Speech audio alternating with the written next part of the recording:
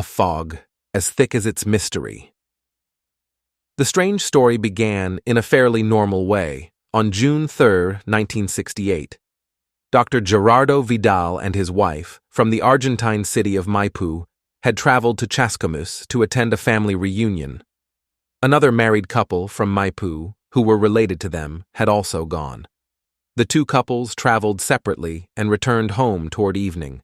When they saw that the Vidals had not arrived, the relatives got back into their car and retraced their route, fearing that an accident had happened.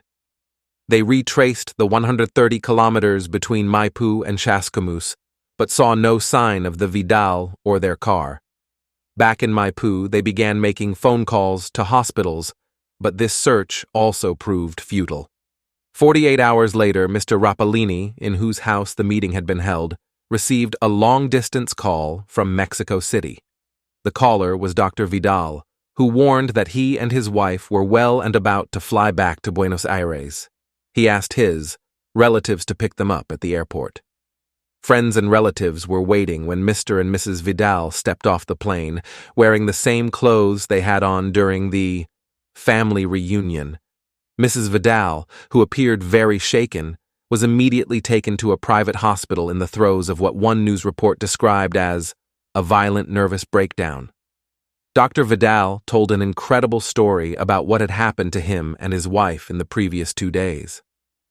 He stated that on the way back, they had entered a fog bank so thick that everything went dark.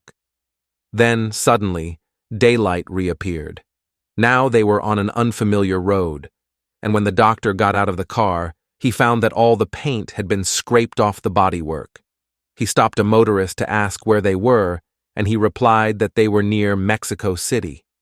Later, when the couple went to the Argentine consulate, they learned that it had been 2 days since they had entered the fog bank. The episode caused a stir in Argentina. Despite the fantastical aura that the Vidal story seems to have, the periodical La Razón observed, there are details that never cease to disturb even the most skeptical.